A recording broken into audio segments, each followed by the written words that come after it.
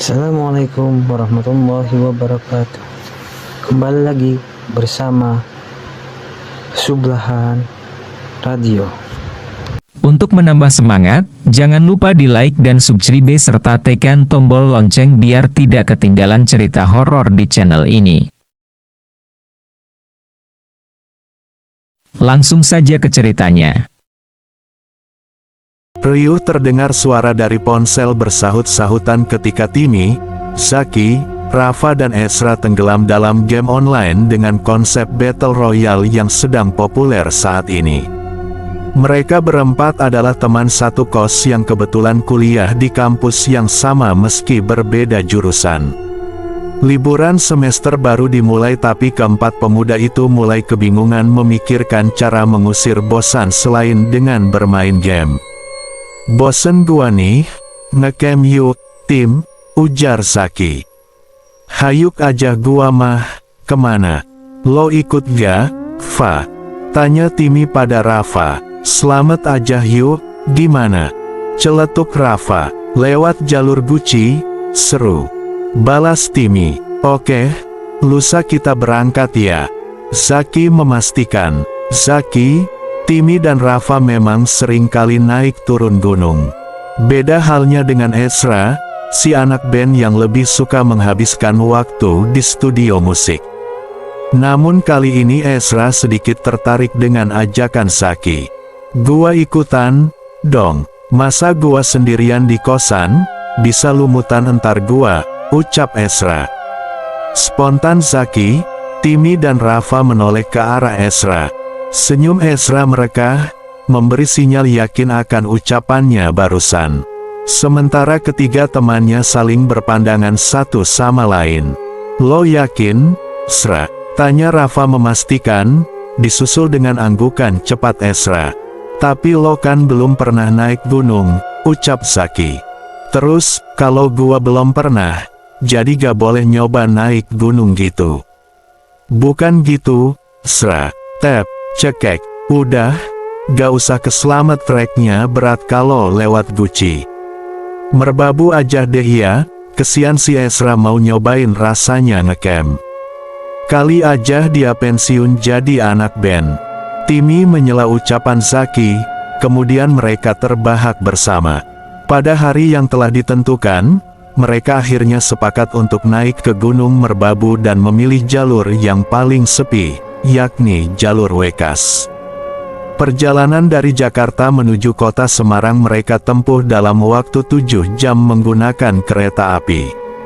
Berangkat dari stasiun Senen pukul 2 siang menuju stasiun Poncol kemudian meneruskan perjalanan menggunakan bis, dan tiba di base camp Wekas pada ketinggian 1700 mdpl sekitar jam 11 malam. Timmy dan teman-temannya langsung melakukan registrasi simaksi. "Ada berapa pendaki, Pak?" tanya Timmy pada sang penjaga base camp. "Ada, tapi dikit. Cuma satu rombongan di atas," jawabnya singkat. Timmy hanya membalas dengan membulatkan bibirnya, lalu bergabung dengan temannya yang lain. Akibat terlalu lelah, mereka memutuskan untuk tidur di base camp dan memulai pendakian esok hari. Keesokan harinya ketika lelah telah sedikit terusir, mereka memulai perjalanan dari base camp pada pukul 3 sore. Dengan candaan yang riang mereka menikmati tiap langkah kaki yang menapak menelusuri ketinggian gunung. Hingga akhirnya tiba di pos 1 sekitar pukul 5. Zaki mengomandoi temannya untuk beristirahat sejenak di pos 1 dan menikmati indahnya jingga di ufuk barat. "Ah, gila, baru pertama kali nih gua ngalamin pergantian malam di gunung. Keren sih tapi rada parno gua," ucap Ezra bergidik. "Woles, bro," kata Timmy coba menenangkan Ezra. "Anjir, kalau ada harimau atau macan gimana, bro? Nih jangan-jangan paling sepi gara-gara banyak yang dimakan macan, nih. Neri juga gua, belum nikah cuy," ujar pria berlesung pipit itu. "Halah, pacar aja kagak punya lu. Mikirin Kimpoy pula," celetuk Rafa. "Sial lu, setan gunung juga naksir kalau lihat pesona gua mah," protes Ezra. Hus, kalau di sini jangan bercanda yang aneh-aneh, bro. Zaki mengingatkan semua temannya agar menjaga lisan dengan baik. Setelah 1 jam beristirahat mereka memutuskan untuk berjalan kembali. Mendaki menuju pos 2, di sepertiga perjalanan menuju pos 2, mereka bertemu 3 orang pendaki yang turun. Semua saling bertutur sapa dan mengakrabkan diri. Setelah aktivitas menyapa sesama pendaki, Timmy dan kawanannya melanjutkan kembali pendakian. Hari mulai gelap, mereka mulai menyalakan headlamp masing-masing. Melangkah berbaris beriringan dengan formasi Zaki paling depan, kemudian Ezra, setelah itu Rafa, dan terakhir Timmy. Perlahan menyusuri jalan penuh ilalang. Napas Timmy mulai terengah, tas di punggungnya terasa semakin berat tak seperti sebelumnya dan tanpa sadar bulu-bulu halus di lengan Timmy menegak dengan sendirinya. Ia merinding, logikanya mulai tidak jernih.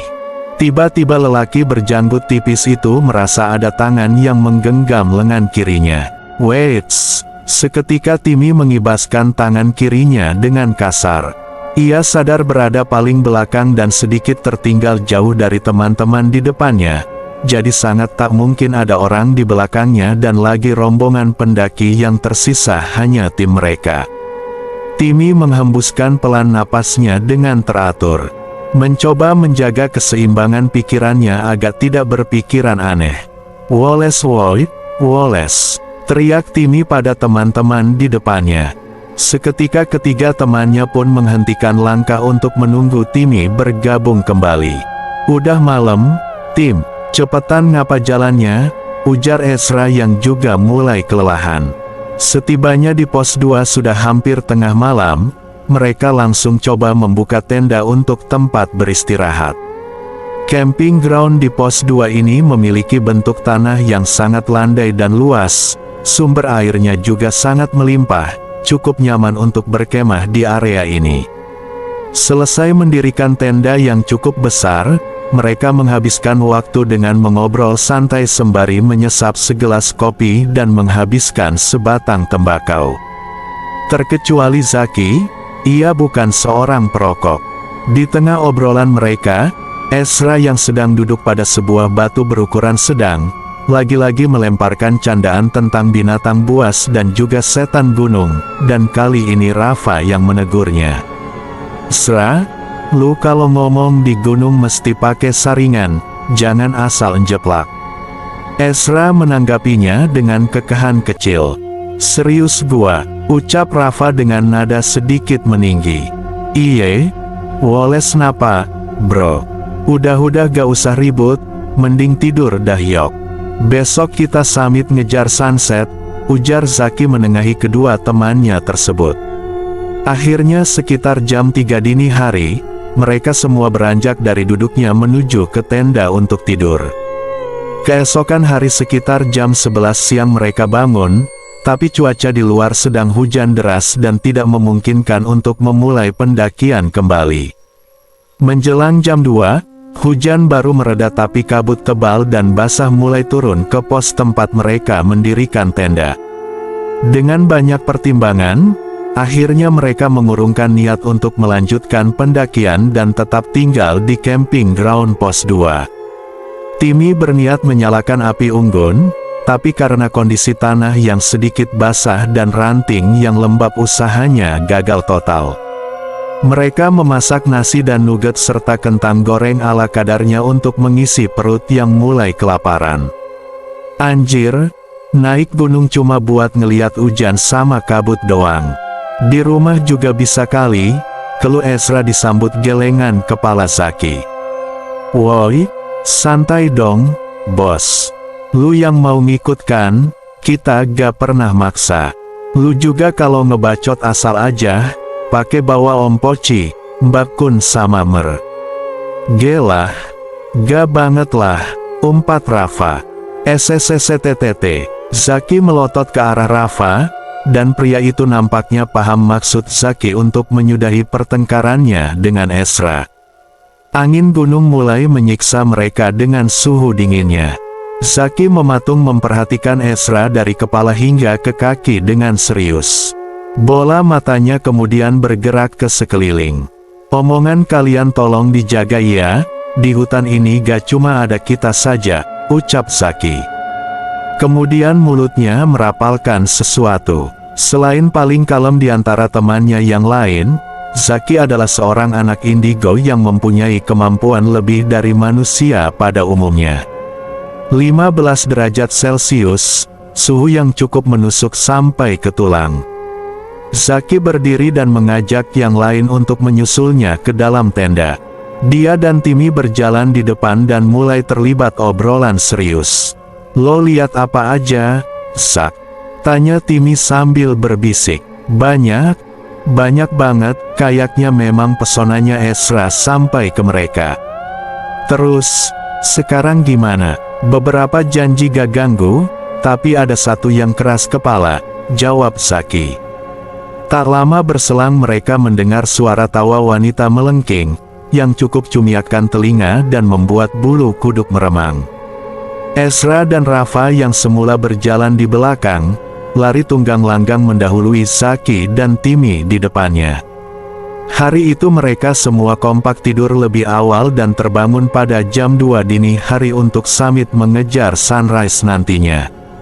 Antara sadar dan tidak, dalam tidurnya Ezra merasakan sesak yang teramat sangat, dadanya seperti ditekan sesuatu. Rasanya seperti terhimpit di antara bebatuan besar yang bergeser dan berusaha menjepitnya. Ia coba membuka mata, tapi terasa sulit. Hingga saat kelopaknya berhasil terbuka, bola matanya seperti akan lari meninggalkan tempurung kepalanya.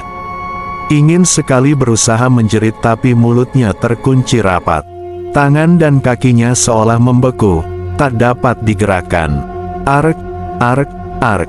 Ezra bangun terduduk, napasnya memburu cepat, jantungnya berdetak tak beraturan setiap detiknya. Keringat membasahi tubuhnya. Wajahnya pucat pasi. Teriakan Ezra membangunkan teman-temannya. Zaki yang tengah membaca Al-Quran di luar tenda pun ikut penasaran dengan teriakan Ezra. "Ezra, lu kenapa?" telisik Zaki. Ezra. Lelaki dengan nama Ezra Riyadi itu tetap bergeming tanpa satu kata pun keluar dari mulutnya. Kemudian dia berdiri tiba-tiba, mengagetkan orang di sekelilingnya. "Gua mau pulang," ucapnya keras. "Sekarang, gila lu ya? Masalah lu apa sih? Lu yang mau ikut sendiri, sekarang minta pulang." "Jangan kayak bocah deh," balas Rafa. Tanpa menggubris perkataan Rafa, Ezra mencari kariernya, membereskan barang-barang miliknya. Zaki yang sadar ada yang tidak beres dengan Ezra mencoba menenangkannya, sementara Timmy coba memberi pengertian pada Rafa. "Tunggu sebentar, Ezra, kita kesini bareng-bareng, gak enak lah kalau lu turun sendiri," cegah Zaki coba menahan Ezra. "Tim, lo gak apa-apa kalau kita gak jadi summit?" tanya Zaki. "Gua sih gak masalah, udah pernah summit 4 kali juga gua di sini." "Coba tanya si Rafa," jawab Timmy. Tanpa bertanya, Zaki mengalihkan pandangan pada Rafa. Lama pria itu tak memberi jawaban, hingga akhirnya Zaki memanggil namanya. Rafa melirik balik ke arah Zaki. "Ya udah, gua ikut suara terbanyak aja." Rafa terlihat pasrah. Mereka memutuskan untuk membereskan segala perlengkapan dan langsung turun. Sebenarnya masih banyak pertanyaan yang berputar di kepala Zaki, tapi melihat wajah Ezra yang masih pucat selama perjalanan turun, ia mengurungkan niat bertanyanya. Mereka tiba di base camp pukul 4 pagi. Kondisi yang ramai memberanikan Ezra menceritakan apa yang dialaminya tadi di tenda. Ia memulai ceritanya, ketika dadanya terasa sesak saat tidur, kemudian ia mulai membuka mata, jantungnya seperti akan copot melihat seekor macan putih tengah berbaring di atas tubuhnya. Mata merah macan itu menatap nyalang padanya. Teringat dulu sewaktu kecil ayahnya sering bercerita tentang sosok gaib penjaga Gunung Keramat yang menjelma menjadi seekor macan putih. Nyalinya begitu ciut, kemudian sang macan putih melebarkan sayap yang keluar dari punggungnya. Ia berdiri dengan kaki kanan bagian depannya menekan dada Ezra hingga remaja itu hampir saja kehilangan napas. Sayup-sayup terdengar alunan ayat suci Al-Quran dari luar tenda, dan sang macan menghilang dengan sendirinya. Ezra mulai histeris. Lu juga sih? Udah diperingatin berkali-kali jangan ngomong sembarangan masih aja ngeyel. Gitu deh jadinya, ucap Zaki. Sebenarnya ada yang naksir sama lu tuh, Ezra. Lanjut Zaki. Anak kampus. Siapa? Afril? Tessa apa Angel? Zaki menggeleng. Itu lagi senderan di pundak lu. Seketika Timmy dan Rafa, yang berada di samping Ezra menggeser tubuhnya menjauhi pria itu. Anjir, jangan bercanda lu, Zak. Bulu kuduk Ezra langsung merinding. Zaki hanya tersenyum simpul, lalu bercerita jika semalam sewaktu mereka masak-masak, banyak yang bergabung bersama mereka. Sosok pocong yang berdiri di samping pohon tempat Ezra bersandar, banyak juga arwah pendaki yang meninggal di gunung terlihat oleh mata batin Zaki. Namun dari sekian banyak makhluk gaib yang bergabung, ada satu sosok yang duduk di samping Ezra. Sesosok wanita berbaju putih dengan rambut sangat panjang tergerai hingga tak sengaja kaki Ezra menginjak rambutnya yang terurai di rerumputan. Sosok itu terus-menerus menatap Ezra, dan sepertinya dia menyukai Ezra. Dia naksir sama lu, bro, ucap Zaki. Cie, ada yang ditaksir Mbak Kun nih ye, ledek Rafa dan Timmy kompak. Kampret, lu pada. Ezra menggeser tubuhnya mendekat ke arah Zaki. Zak, tolong gua ngapa, Zak? Suruh pergi aja deh. Gak enak gua diikutin yang begituan, ucap Ezra mengibah. Semalam sih gua udah suruh dia pergi, tapi dia minta waktu sebentar aja deket-deket sama lu. Pantes, semalaman suhu 15 derajat kok gua gak ngerasa dingin sama sekali ya, ujar Ezra. Berasa ada yang meluk gitu ya, bro, celetuk Rafa sambil terkekeh. Rese lu? Demen banget kalau gua susah, protes Ezra. Zaki kemudian coba mengusir sang penggemar tak diinginkan itu dari sisi Ezra. Awalnya sang kuntilanak menolak dan ingin ikut pulang bersama Ezra.